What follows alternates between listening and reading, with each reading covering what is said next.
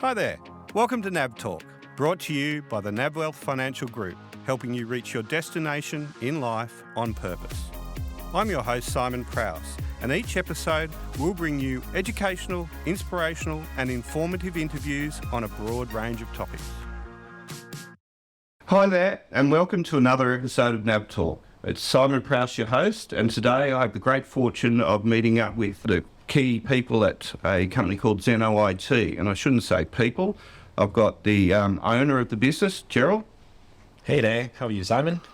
And Daryn. Hi, Simon. How are you? And Daryn, for whatever a title, where do you fit into the mix at Zeno? Yeah, so my title is Systems Engineer, so I look after all the IT systems internally and for a lot of customers. Oh, okay. And before we get into our talk today, which is on cybersecurity, which I think will be fascinating, especially for me, who's a bit of a novice around this area, Gerald, tell us a bit about Zeno and what Zeno does. Well, Zeno IT's been around for over 22 years. So essentially, we are a managed IT service company specialized in looking after small business, typically business from one person to 100 people, and really is an ongoing relationship where we manage their infrastructure, they outsource any troubles, whether it's IT help or business improvement, we're here to help. And of course, these days we service a lot of clients who need to operate in the cloud, a lot of security work. Yeah, no, it's been fun. So you essentially sit above the business and keep an eye on the IT infrastructure whilst at your business? Yeah, essentially we're kind of like the on-call IT department for the small business. So they don't have to look after with IT, we're always there to help. We've got help desks who's available at all time, also service engineers who can go on site to set up computers or network. And really is about get to know the business owner, where the business is heading, and how we can help them, and make sure technology is working for the business. So tell me the results of COVID and people start to work at home and literally remote learning or working. Has that seen a boom in your business? Yeah, with COVID, it's interesting. The first 3 months has been quite challenging for a lot of business, and really is kind of a testament to the business who are prepared and has always provided remote access to their staff. It's fairly easy for them to transition to work from home. Obviously, yes, you may need to organize extra PC here and there, and then not to mention there's hardware shortages during that period. So it's quite interesting that some business who have the technologies and the setup were able to transition a lot faster and easier than business who have been a little bit laid back and behind with their technology setup. So those guys did struggle, but yeah, pretty much it was hands on deck at the first 3 months trying to get everybody up and running. And of course, during sort of COVID, we are also working from home as well. So no, it's been an interesting one and a lot to learn about, I think. Yeah, absolutely. I think with COVID, not only the world changed, but the whole IT world changed. What we used to have in the past, all your internal IT infrastructure all of a sudden exploded, and what was important 2 years ago is now no longer important, or it's a completely different world, a different way of looking at the infrastructure. So what we do has changed dramatically, really, over the past 2 to 3 years. Well, the other thing that was pretty amazing is the internet actually didn't collapse. Yeah. Suddenly everyone working from home and working remotely. Some companies, when we first started doing this, Microsoft Teams was at the forefront of a lot of this sort of stuff, and Zoom came sort of out of nowhere, really. But there were certainly challenges. I think Microsoft were a bit overwhelmed at the beginning when we first put Teams in. It did start showing some signs of cracking when it went from very few users to everybody on the planet just automatically logged in. They had Teams phone systems. Yeah, there were certainly signs of cracking at the beginning. And I remember quite a few telecommunications providers actually struggled because their system were not designed to have a distributed sort of workforce, of allowing so many people all of a sudden overnight sort of work from home. So a couple of them actually did struggle. But yeah, look, overall, the NBN hold up, thank God. So Yeah.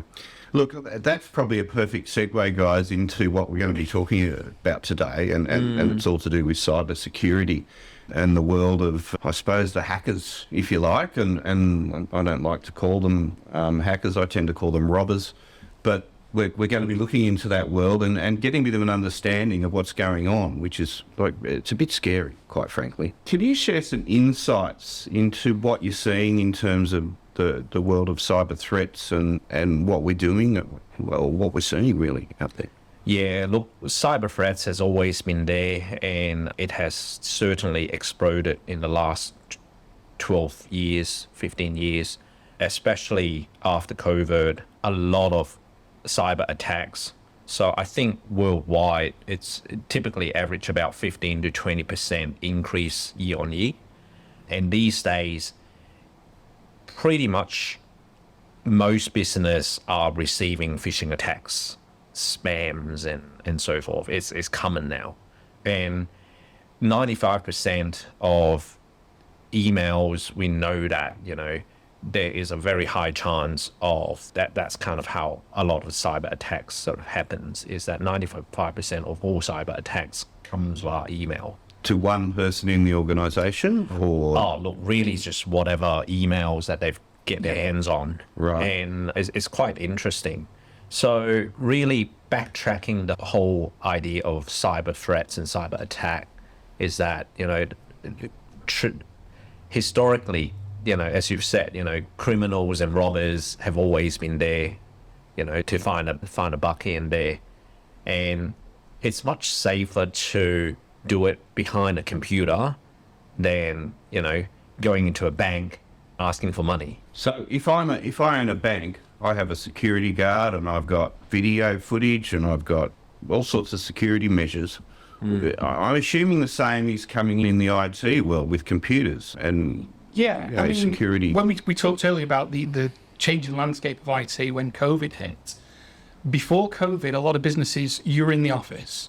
So you're on a company device, you were protected by the company firewall, you had the company antivirus on there. And what happened with COVID is all of a sudden people were at home, so they didn't have the company firewall. They might be on their own device, so they didn't have the company antivirus. And all of a sudden, your staff were a lot more vulnerable to attacks. And all those protections of being inside the company infrastructure were gone.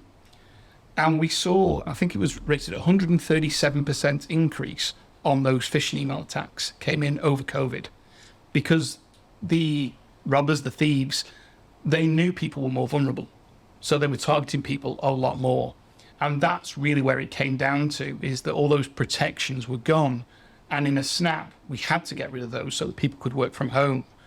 But people took advantage of that in a big way. So effectively, we had to pull down the curtain, so to speak, on the wall that we put around the business in order to allow people to come in from home. Pulling down that curtain or opening the door, if you like, all the criminals took advantage of that. Exactly that, because had you had that discussion in a business beforehand about we're going to have staff to work from home, this would have been a long conversation. Okay, how do we do that?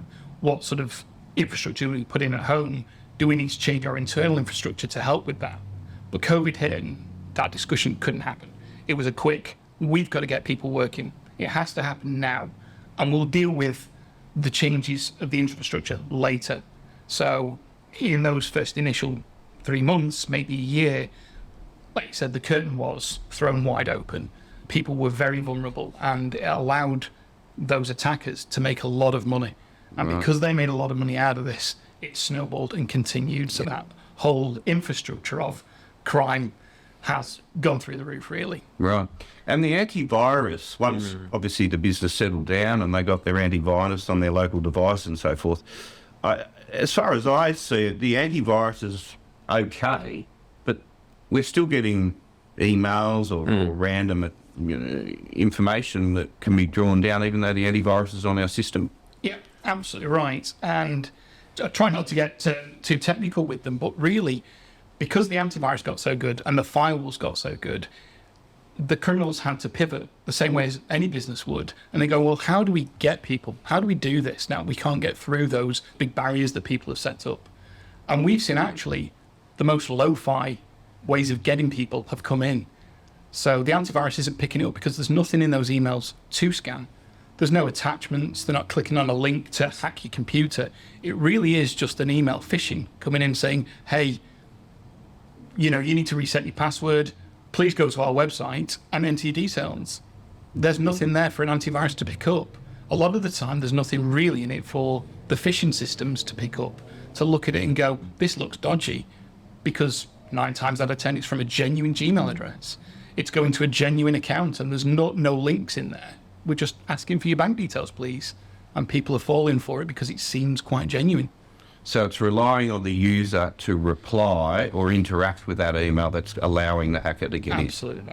Right. So I've seen it here in the business, and we've seen emails come in from my business partners that, God, it looked exactly like my business partner's email, and literally down to the way it was written and the form.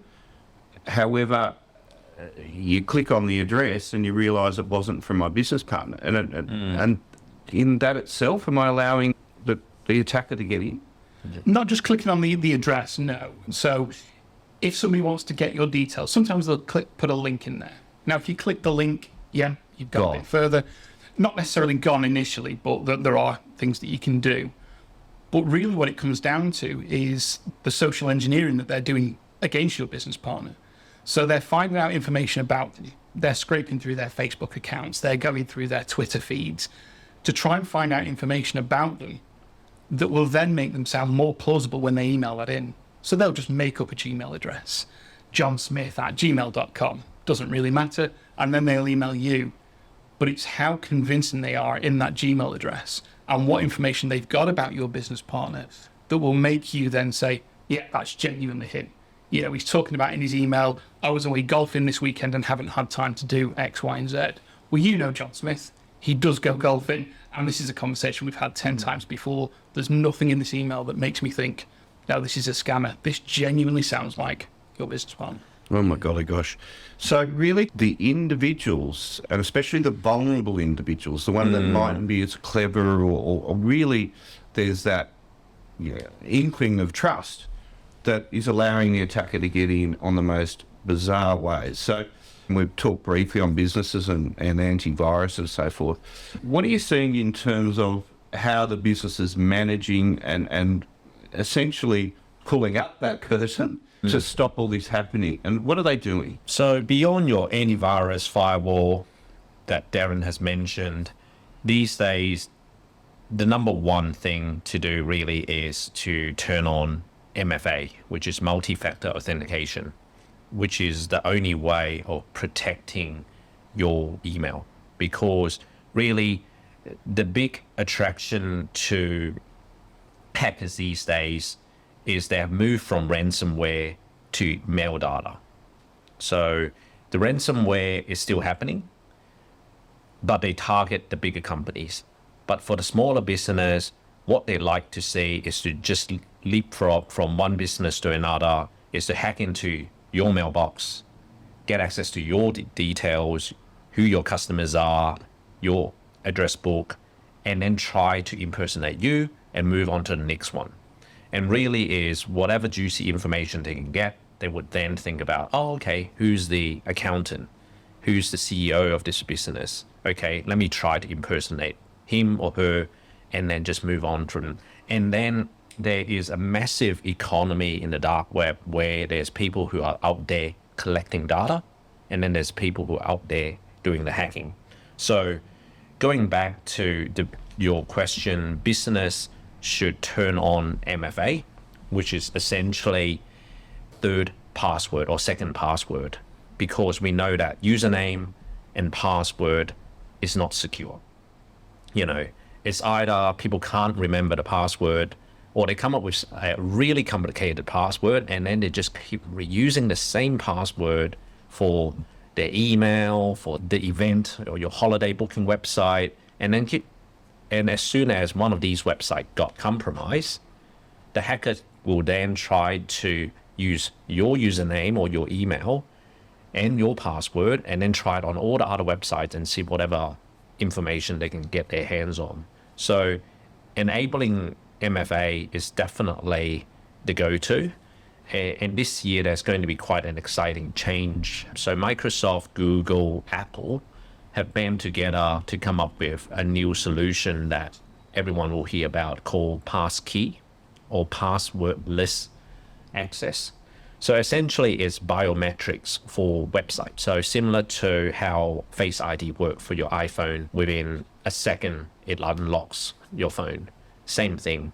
So this new technology will come up. So hopefully that would solve some of the problems.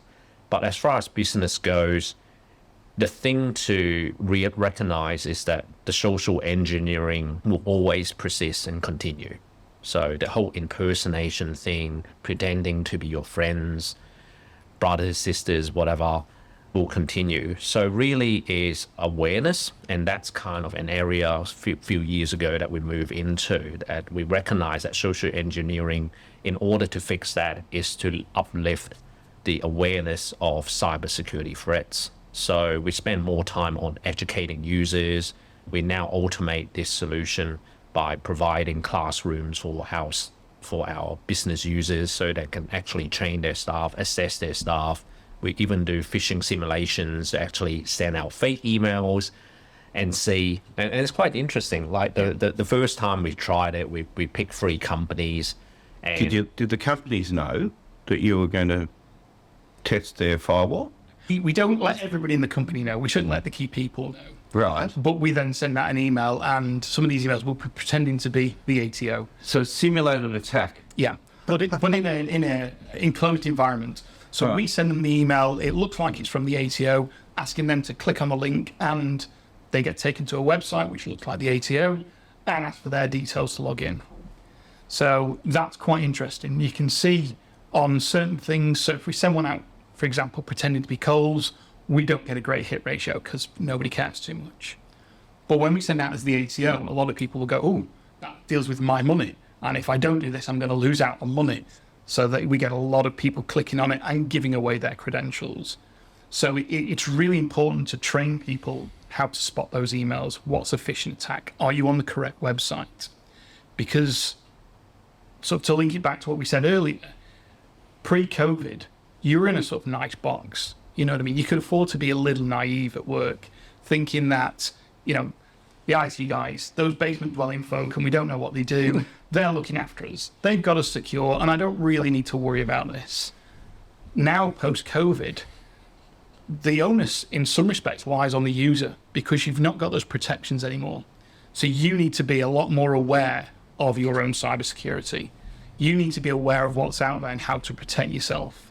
And a lot of people aren't. A lot of people are still naive to these things. So raising awareness about what's out there is really important. Teaching people to spot these phishing emails is really important. And teaching people to be a little bit more wary and to think about what happens if I click on this email. Should I do it?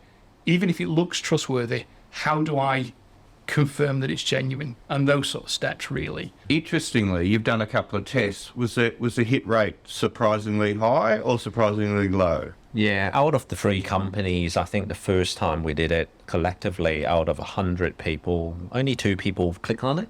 Yeah, But it's still 2 2%. people.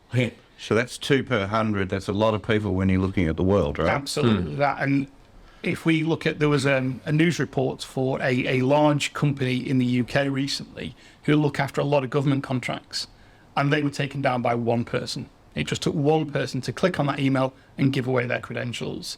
And before you know it, I think they lost, well, I'm trying to remember the reported amount, but it was something like 120 million that they'd lost. Wow. So yeah, $240 million roughly that they'd been taken out by one person, one member of staff, clicking an email, a link they shouldn't have. The website looked legitimate. They put in their username and password, didn't think too much of it, went about their day. So I'm a business owner, and there are a lot of business owners out there that are right now going, oh my golly gosh. How do we, like, you've talked education, but that staff member that clicks, it opens a Pandora's box on the whole business. How are we combating that? And then what's it mean for that staff member and the business? Yeah, well, we've talked a lot about what's happened in the past. I think what's going to happen in the future is really, there's a big initiative, I think, from the Australian government, which is the 2023-2030 plan of bringing Australia to the forefront of cybersecurity. So in the past, like with anything, all of these legislations and things don't really fit the changing world. So I think we had the 2016 Act, that was updated with the 2019 Act just before the pandemic. But I think a lot of these regulations have realised we're sort of woefully out of touch here, really. So the new Act that's starting this year is supposed to revolutionise a lot of these sort of things. And I think that's what will drive companies forward to do new things. Because we see a lot of times that change doesn't happen in a business unless something drives it. I think more often than not, that's an attack. So a company gets compromised and then they try and bolt the door afterwards. So you then look into, we need to change antivirus. We need to train our staff because we've been hit. And we would rather that those events didn't happen in that order. We'd rather shore up the defences before you get hit. We as a company would much rather protect you from a thing than actually try and fix the issue afterwards and try and help you recover your money, help you recover your data. So these legislations, I think, that are coming in will push companies to start shoring up these defences before an issue happens. Yeah. And if I'm a company and I've got a staff member that I believe might have been compromised, what are my responsibilities? What have I got to do? Yeah, so the thing for business owners to know is that there's a Data Breach Act that came up a few years ago. I think it's 2018. That's business owners are required to report if the breach involved personal identification information. So that is your name, your address, your phone numbers, and you would need to report that information to OSIC to let them know. Okay, so that is what's expected. In fact, ASIC are already talking about making the business directors liable if they are not doing enough to protect the business. So a lot of, as Daryn said, a lot of things are happening in that space where Australia will move into a GDPR-like environment where business needs to be careful about what they are collecting and what they're keeping. So as we learned from the Optus and the Medibank, there were questions raised about, I haven't been a Optus customers for ages. Why am I included in this breach? Why are you contacting me? So these are sort of things that needs to be addressed.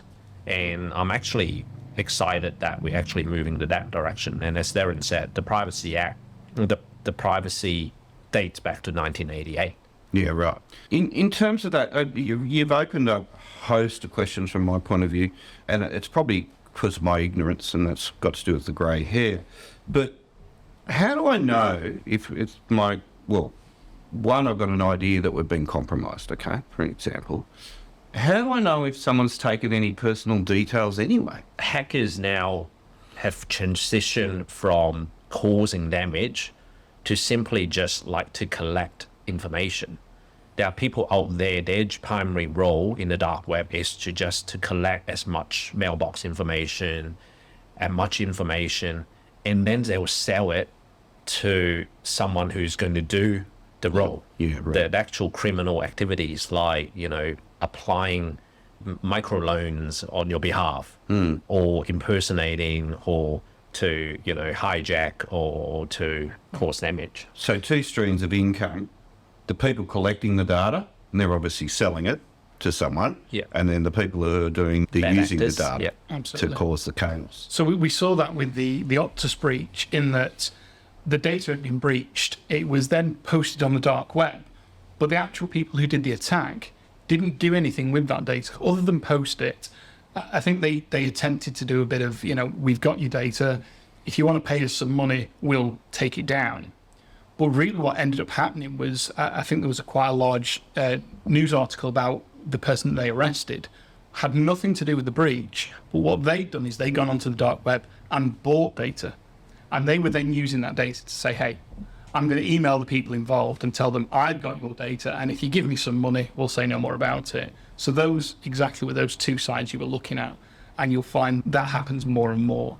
Yeah, I assume both parties, the collector, seller, and the user, are both, in hot water when Absolutely. it comes to this, because obviously the data is illegally obtained. So they're both arguably using a bit of knowledge to Absolutely. explore. But on that front, we talked about how do you know? So it's important to understand if you're going to have to report this information, then you need to know, yes, we've not only been breached, but what data's been breached. And you'll see that in the news broadcast where they'll come out with confidence and say, look, some data's been given, but your username and passwords were safe. And that's all down to do with the login. So after a breach, when you're looking into these things, there are forensics companies who can go through all the logs and find out what information was accessed on what day, from what IP address, from what user, and hopefully help you understand what data was done. Now, if some data is sat there in open, readable format, think about your spreadsheets that somebody can just double click into and have a look at the data. But then on a software as a service platform where your usernames, passwords, credit card information is stored encrypted, as long as those keys haven't been breached, then that data hasn't been breached. It's been breached in an encrypted form, but the hackers are unlikely to have got people's passwords. Gotcha. So that's when you can report and turn around and say, yes, they've got your name, address, date of birth, those sort of details, but they haven't got your password, so don't go panicking. But a company will never turn around and say, you don't need to reset your passwords. You would always say, hey, go and reset your passwords anyway, just as a precaution, let's get this done. So you can find out what data's breached, but it's not easy. Right. Wow. You raised another point, Daryn, with these passwords, and Gerald brought it up earlier. I know, just in terms of my world, like when there's, for example, at the home, there's multi people using a login, you might share a common password to keep it easy, and the commonness of passwords allows you to remember it. Yep. So up to now, and noting that we're going to see something coming out in passkey, that I think you mentioned, the challenges of passwords is the memory of it all, right? Yeah, absolutely. Every now and then they'll come out with new guidelines as to what to do with passwords. But recently they've changed the guidelines about password resets. So it used to say that set a secure password, but reset it every 30 days, every 90 days.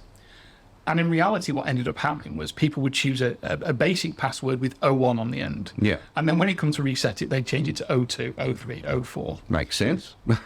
Exactly. Or what they would do is they'd choose a pet's name or something like that, something that's easily, and then they'd reuse that. Yeah. And this is where the problems lie, is because you're forcing resets or you're forcing complexities. And because it's so complex, what people will do is they'll write it down. So you've put these barriers in people's way to say, we're going to make it more secure. We're going to reset all these passwords so often. We're going to make them so complex. And in actuality, what you've done is you've made it less secure, because people are now reusing passwords, or they're physically writing them down in a book that somebody can just take and go, right, I've got that. Or we've actually seen in some businesses, you'll go around and there's sticky notes on people's screens with their passwords written on them. So what you think you've done is right, I've secured this, brilliant, I've put all these things in place to secure this, and you've made it less secure. So one thing Zeno IT are doing is we're partnering with a password management company. And what we're saying is, let's stop doing that. Let's stop these passwords being written down. Let's stop forcing people to remember them and falling into these pits. Let's use a password management tool. And these things are secure. So again, master password is a good password, it's secure, it's backed up by MFA. And then what we'll do is we'll keep those passwords in a central location that one company can keep hold of. And because of that, it can be really complex. It can be upper, lowercase. It's not actually words. It's really complex. You'll struggle to breach it, but nobody ever needs to know it, because nobody ever needs to type it in. It's in the database. So we've got a vault, a bit like your book.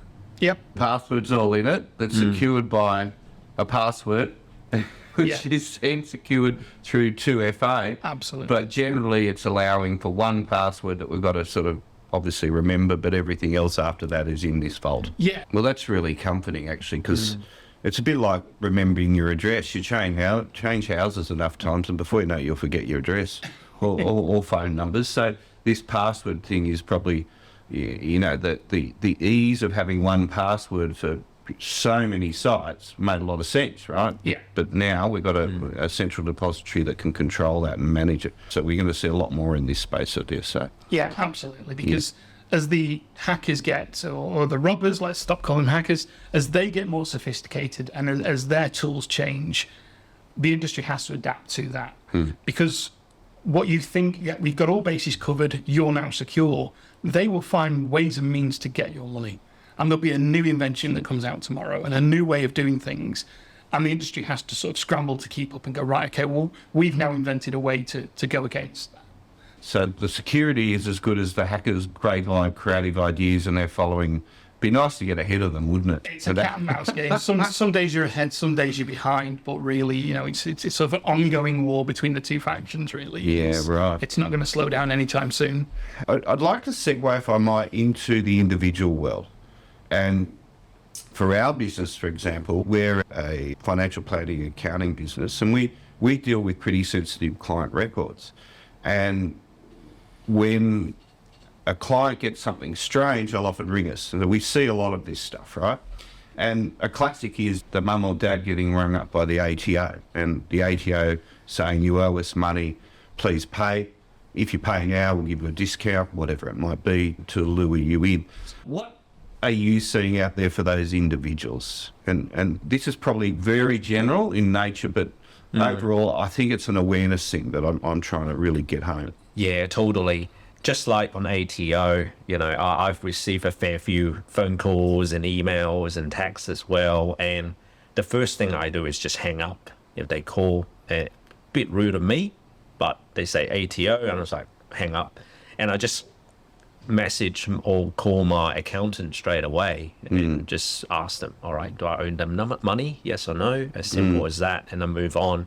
But yeah, look, a lot of other attacks as well. You know, there's companies out there that are pretending to be Microsoft and call you and go, hey, you know, we have received an alert about your computer. Can you give me access? It's complimentary from Microsoft. And these poor individuals will give access to their computer, remote access to these hackers, and then they'll plant malwares and all sorts on their PC.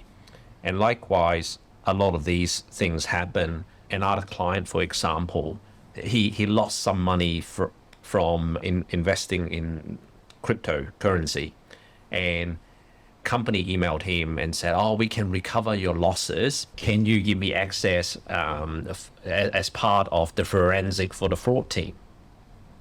Right. And thankfully he get in contact with us, and I said, no, don't give access. So just a second. So this mob, these robbers, had worked out that they bought crypto in the first place, lost money on crypto, and then went for the soft spot, we'll recover your money. And we're doing a forensic. Yeah, we're doing a fraud forensic. And as part of our due diligence, can you give us access to your computers, and hopefully we'll help you recover the money. So they'll think of all sort of reason to get access to people's computers or their mailbox. So I'm at home, I'm Joe Average. How do I start to combat against this? Like, what am I doing? You mentioned you just hang up. Now, we can't always do that, because obviously some phone calls we get might be legit.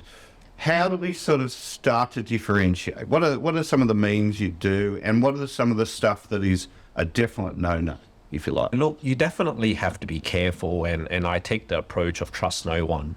And if there's an inkling in you that's like, oh, that could be legit, or oh, actually that's related to what I'm doing, I'm applying for a loan or whatever, then ask for information, then go to the website of, you know, Amazon or ATO or whatever, and then call them and then verify that information. Oh, I just spoke to David. Is this real or not? Yes. Unfortunately, it's time consuming, but we're in a world where impersonations and social engineering is just happening so regularly. Yeah. They're talking about, you know, the security agency reported that, you know, they're getting about a phone call every 10 minutes. From hackers? From people who are attempted to be people who are reporting of cyber incidents every 10 minutes. My golly gosh. Yeah, it's not too dissimilar at home to the business.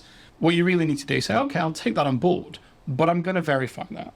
So similar to the phone calls that you get at home, it's a lot extra faff to receive that phone call from the ATO. Take it at face value that this is the ATO, but then verify it. So take all the information, but give them none of your personal details, and then go on the website afterwards, find the number for the ATO and call them back and just say, hey, I've had this phone call from yourself and I need to provide you details. Can you just confirm that email address I need to send them to? Or can you just confirm what I need to give you? You're sort of doing double the work. But as we said before, like in business, yes, it's an extra step. Yes, it's more time out of your day. But what's a lot worse is to then go and say, I've been hacked. How do I recover my money? How do I recover from this? It's a lot harder to do that than it is to just phone somebody back and verify. So a couple of rules I've taken from that. We hang up when in doubt. Number 2 is ask for verification and who they might be. A bit like when we ring the bank now, they verify who we are before they'll even answer any questions. So we try to do that in reverse. And if there's any inkling at all, hang up, go to the web, go to Google your phone and find out the number for that institution and give them a call yourself. And because obviously they'll have the same details. But more so, and the biggest one, do not change any passwords when you're on the phone with someone. Do not touch that computer. Do not give access, exactly. Well, the question about giving access might be a bit challenging to some. They mightn't even know that they've got access because they're sitting in the background and they don't know that they've planted something on the computer. So more importantly, don't go on when you're on the phone with someone or they're asking you to change things. Microsoft, it's not Microsoft, but you think it is, don't change password. Is Absolutely that fair? Yeah, of course, because again, like in business at home, these people are getting more sophisticated. So, advice I give to people about their Facebook and Twitter and things like that, you will see people go on Facebook and have a bit of a rant. So let's say, for example, they've contacted Optus and they've had a problem with their bill. And they have a bit of a rant to their friends and go, I'm angry with my phone provider. They've done this, they've done that, they've done the other. Well, that's easy for a hacker to read that and go, brilliant. I'm going to call that person and pretend to be Optus. And they can then say, hi, you spoke with a representative from Optus earlier this morning. They're really sorry they couldn't, handle the issue up to your satisfaction. Let me see if I can fix this for you. Just confirm your account details for me. As far as you're concerned, this guy's from Optus. They know some information. How did they get that information? You gave it to them by posting it publicly on Facebook or having a Twitter rant. So it's really important for going back to the awareness and the training that even at home, you kind of need to be cautious of what data you're giving away, what you're posting publicly to say, here's a lot of information about me, because those criminals will use that information against you. Wow. Oh, that's astounding. Now, Daryn, you mentioned when we were getting into this interview, you mentioned about AI and the world of artificial intelligence. And I want to take a bit of a dive into this because I think this is frightening. Not only can my team now sort of take a sentence or ask a question to the computer and it'll compile a letter or answer it in a manner that, quite frankly, people couldn't write that well, especially that quickly. Where are we going with this? What's this all going to mean to the world of the hacker, the criminal, using AI? Yeah, it's very much in its infancy at the moment. And like with any technology, it can be used for really amazing things. Do you know, it's quite exciting what it's going to help us to do. But in the wrong hands, it can really open us up to some problems. So we talked before about your business partner, for example, who's sending that in. AI is going to allow a lot more to be able to go through their previous emails, to go through their Facebook posts, to go through their Twitter posts, and to better pretend to be them. So this could be stuff in writing. So the AI system now knows who John Smith is, who knows who your business partner is. So when they send in that email or they send you a text message, it's going to sound like it comes from them a heck of a lot more. And there are even a little scarier now is if they can sample your business partner's voice. So that's the other thing. If you've seen anything about these deep fakes, they're quite interesting ones and they're funny for now, where they've gone through and they've sampled Donald Trump's voice and then they've phoned into a radio station pretending to be Donald Trump. It's very funny. We all listen, we all laugh. But actually what's the bad thing about that is your voice is out here on this podcast, Simon. So AI can go through and sample your voice with enough samples. They can make a phone call to your company and pretend to be. So now they're not just getting an email or a text message they can look at and go, well, that's not even from Simon. Okay, I can junk that. That's fine. They're getting a phone call. And that's Simon on the end of the phone. And he's giving me those bank details and he's telling me what to do. So those are the really scary implications. How do we combat that? At the moment, I'm not really too sure. The only thing you can do is those same processes, those human processes about double checking. Simon's phoned me up. He's given me these bank details to pay. Well, what would we do if we got that in an email? Well, I'd then go and speak to Simon, or I would send him an email on his, legitimate email address and say, "Hi, Simon, just confirming these bank details, I'll do that." At which point you'll flag up and go, "I never gave you these bank details." Yeah, of course. Remember last year there was a scam on the news about these people getting messages about, "Oh, Mum, I lost my phone. Can you send me this money to get a new phone or something?" And now that with social media, they can simply just deep fake that voice and then dial, say, "You, Simon," and then just leave a voicemail. "Dad, I'm overseas. I'm unable to. I lost my phone. Can you wire me this money?" I had that exact phone call about 4 months ago. But it was legit. Absolutely. Yeah. Wow. But that's the scary thing with the AI is that, like you say, they're scraping through the Facebook, so they know your son or daughter's abroad. They know information about them. They know what type of phone they've got. For example, they've been posting on here, and they've then got samples of the voices. So that arsenal of information that the attackers have now got to use against you is growing and growing. So it's really important that people are aware to basically trust no one, as Gerald said. Double check everything. I mean, are we seeing the AI at such a level where we're interacting with this voice, and if we asked it a question that we think the voice, the AI, would know or otherwise, a personal question about the person who's talking to us, will AI be sophisticated enough to know the answer? Eventually, once they've built up a profile about you, that's the whole idea, is to provide that very personal service. The advancement of AI, as we learned from Terminator, is becoming, self-aware. So really is about the more information they collect, then, they can provide you a very personal service. And what Daryn said is quite frightening and true, is that, like yesterday, the CEO of OpenAI, the guy who came up with ChatGPT, Sam Altman, he had a discussion with Congress, and he had a very frank conversations that, he is very concerned what's happening at the pace where AI is heading. But he developed it. He helped develop it. Yeah, there are problems with that. I mean, there was one recently where they said what's actually coming out is what they call emerging properties. Well, we didn't program the AI to do this. It's learning itself. And one of the interesting things is they gave it some questions in the language of Bengali. And the AI never spoke Bengali. So it had no idea what the question was. But after 2 or 3 questions, it realized, I've recognized something there. And the AI went away and taught itself Bengali. And then was able to answer in Bengali. And it was never programmed to do this. So these emerging properties are coming out where they're saying, it's a bit of a Pandora's box. We gave it the tools to figure out what to do itself. And now it's doing that. So where it can go is kind of the sky's the limit. And it's interesting, it's exciting for some of the stuff we want it to do. But at the same time, it can be very scary as to where we're headed. That is extremely scary. And I am now starting to think more and more about the Terminator movies. I always thought you just pull the plug out of the wall and you've got it. But it doesn't sound like that's the case anymore. And with batteries and the way things are working, it isn't the case, right?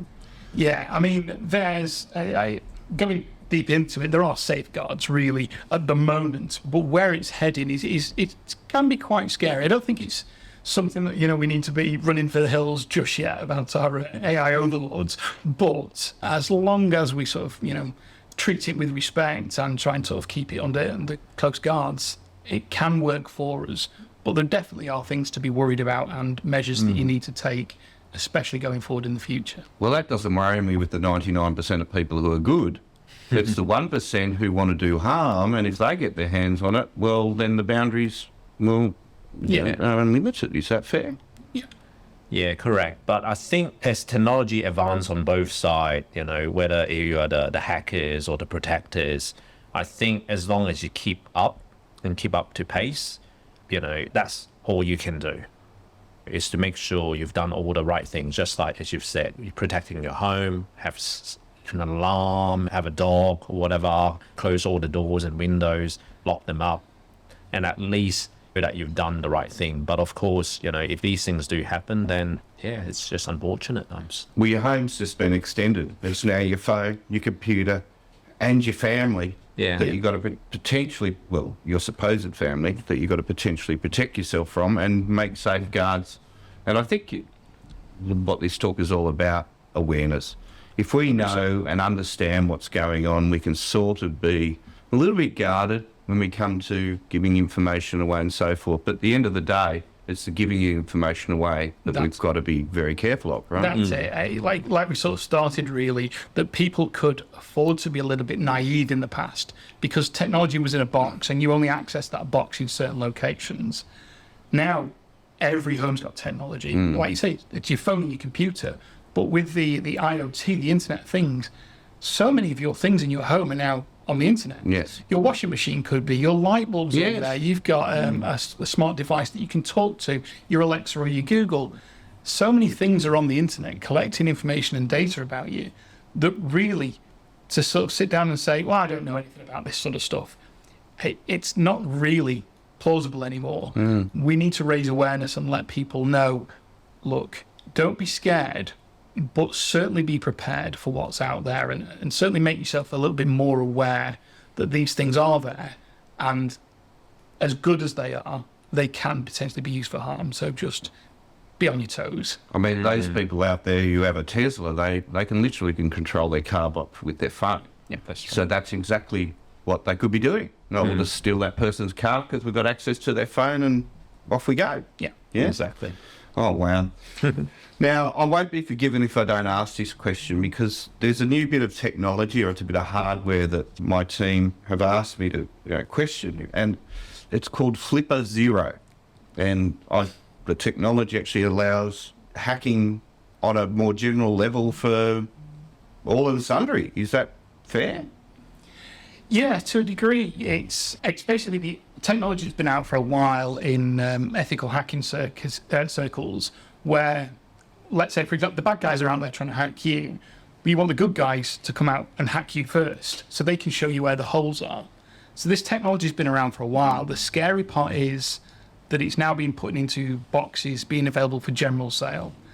So for Joe Bloggs nobody to go out on the internet and buy a box and go, hey, I'm going to have a lot of fun with this. They might not be a cyber criminal, somebody who's going to make a lot of money out of this. They might just be a chancer, somebody who's going to have a bit of fun with this. And that device is now in their hands as well. And it's something you can go away and you could sit in this room, for example, and listen to all the traffic that's going on your Wi-Fi and then use that against you.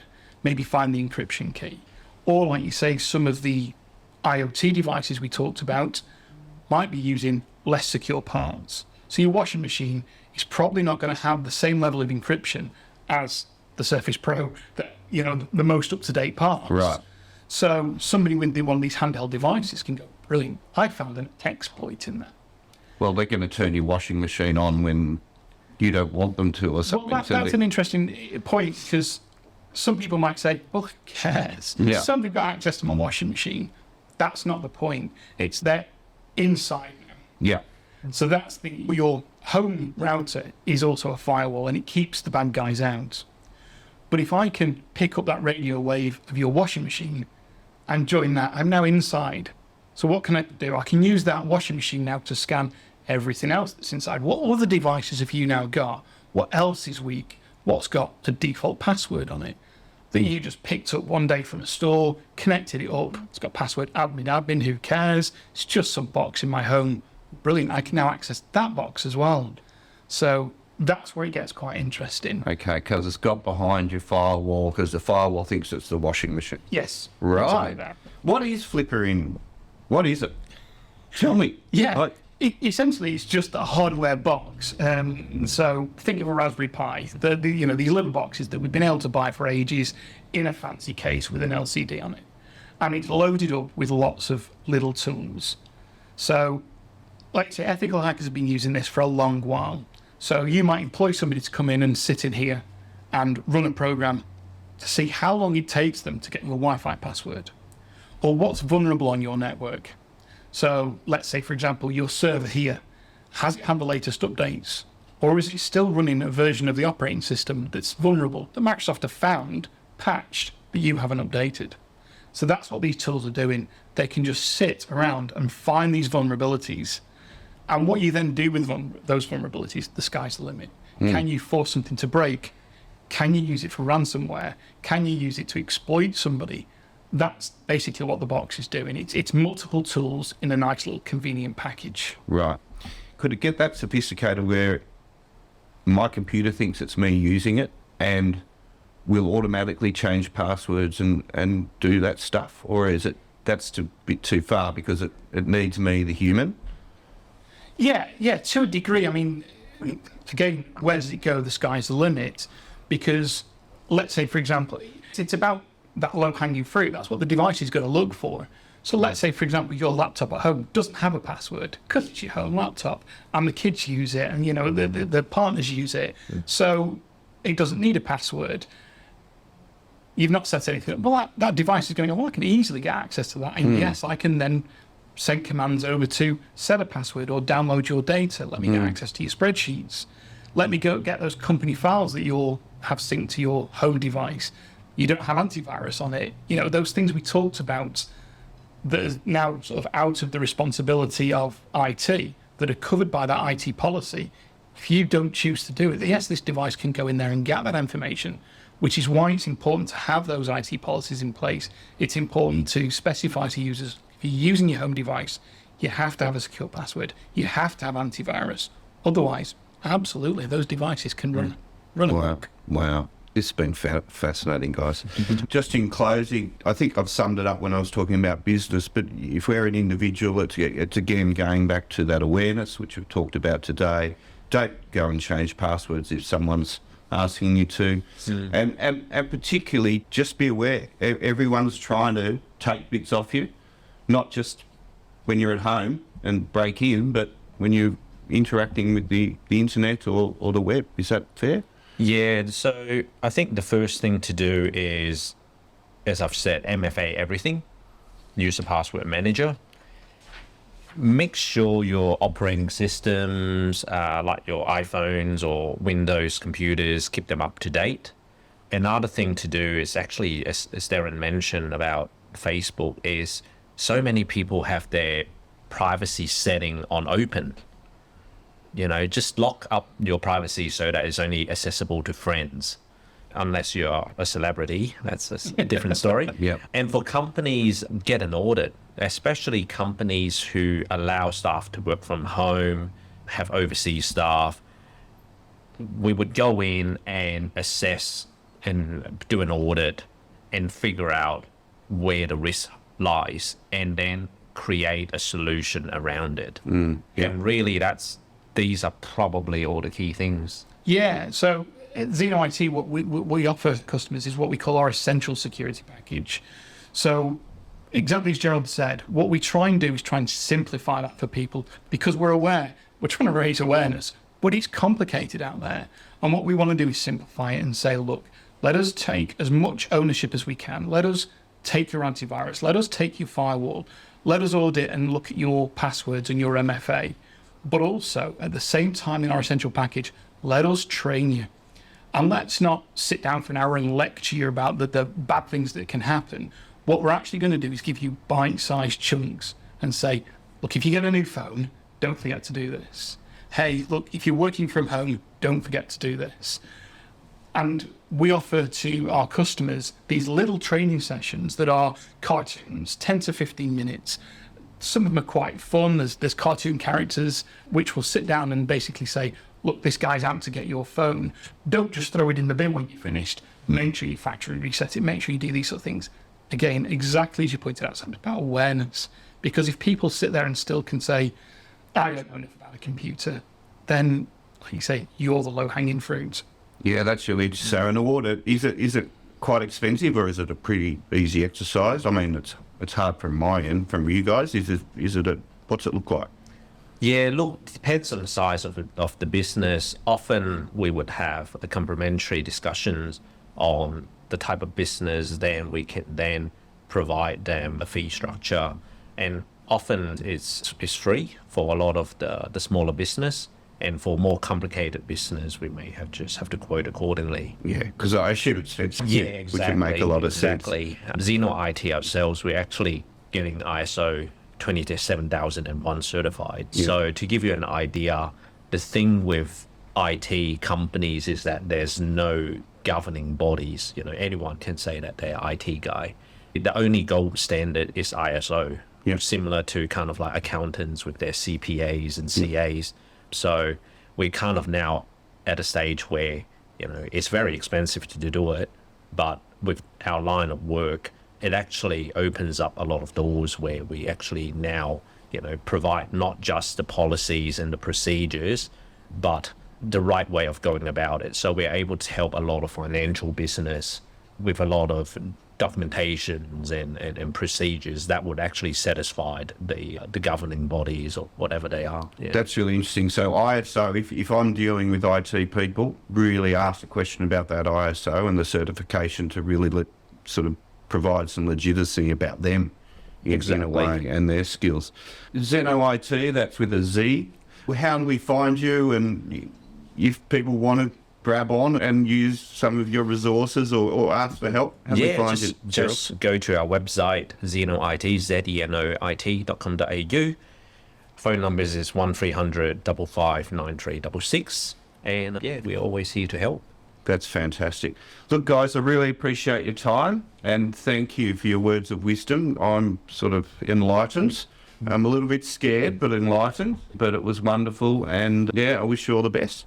Thank you. Thank you, Simon. Thanks, Simon. You're legends. Thank you.